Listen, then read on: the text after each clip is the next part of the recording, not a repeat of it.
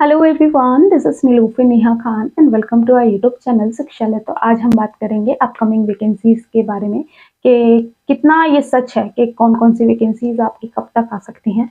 इसके बारे में दूसरी चीज़ ये कि मेन फोकस रहेगा कि इन वैकेंसीज को टारगेट करते हुए आप सेल्फ स्टडी कैसे करेंगे, ठीक है। क्योंकि वैकेंसीज तो आपको पता चल रही हैं, ठीक है, लेकिन सेल्फ स्टडी के साथ किस तरीके से डील करेंगे, ये सारी चीज़ें भी मैं डिस्कस करूंगी और होप सो ये वीडियो आपके लिए काफ़ी यूजफुल रहे। पहली चीज़ मैं आपको ये क्लियर कर दूं कि जो अपकमिंग वैकेंसीज हैं, चाहे आपकी डीएसएसबी की हो, ठीक है, या फिर कई लोग तो ये बोल रहे हैं कि केवीएस की नई वैकेंसी आने वाली हैं, तो इसके बारे में भी बात करेंगे। एनवीएस की वैकेंसी या फिर सेंट्रल लेवल की जो वैकेंसीज होती हैं, या फिर कह लीजिए स्टेट गवर्नमेंट की, जैसे डीएसएसबी की हो गई, यूपीटीजीटी हो गई, ये वैकेंसीज, इन सभी में कितनी सच्चाई है कि आपकी कब तक देखने को मिल सकती है। तो सारी ओवरऑल चीज़ें अगर हम कैलकुलेट करें तो आप एक चीज़ समझ के चलिएगा कि 2024 में है इलेक्शन, ठीक है। अगर आप इन सब चीज़ों को समझते होंगे तो आपको ये एग्जैक्ट पता चलेगा कि इलेक्शन से पहले आपको जो गवर्नमेंट है वो अट्रैक्ट करेगी ही करेगी, और अट्रैक्ट करने का एक सोर्स उसके पास क्या है, वो है वैकेंसी, क्योंकि इंडिया में इतनी बेरोजगारी बढ़ चुकी है। तो जब आप बात करते हैं ना वैकेंसीज की, तो आपको स्टेट गवर्नमेंट की भी वैकेंसीज देखने को मिलेंगी एंड सेंट्रल लेवल पे भी वैकेंसीज देखने को मिलेंगी 2024 से पहले, ठीक है। अब यहाँ पर अगर हम बात करें कि तो कौन कौन सी वैकेंसीज आपको देखने को मिल सकती हैं, जैसे कि एकलव्य मॉडल रेजिडेंशियल की स्कूल्स की जो वैकेंसी है वो लगभग आपको आधी से भी कम अभी देखने को मिली है, लेकिन जब ये प्रोसीजर कंप्लीट हो जाएगा तो आपको और भी वैकेंसीज देखने को मिलेंगी, क्योंकि इनके जो स्कूल्स हैं वो रेडी हो रहे हैं।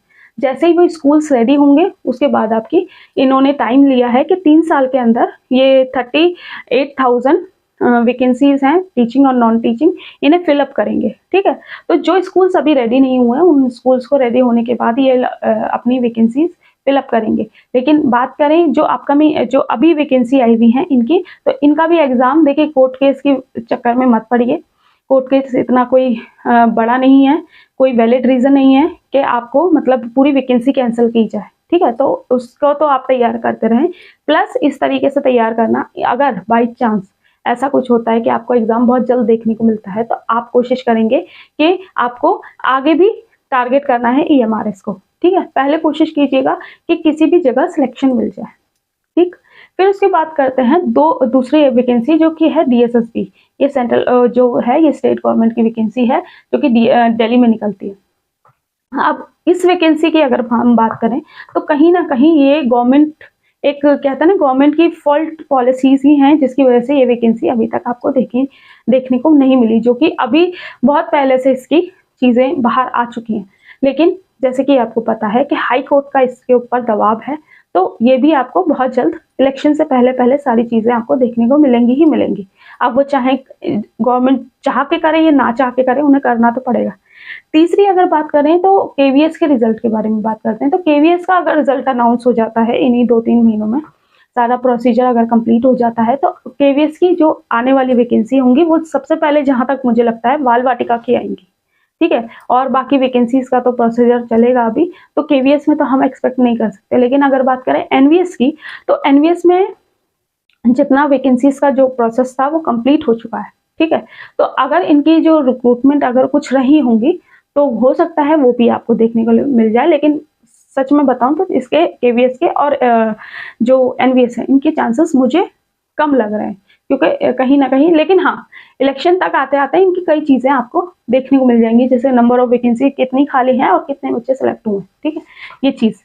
इसके बाद अगर हम बात करें, तो अब हम बात करें स्टेट गवर्नमेंट के अंदर, तो आपको एचएसएससी के थ्रू वैकेंसी, यानी कि हरियाणा में आपको वैकेंसीज देखने को मिल सकती हैं, क्योंकि एचटेट के होने के बाद आपको हरियाणा में आपको कहीं ना कहीं वैकेंसीज देखने को मिलेंगी।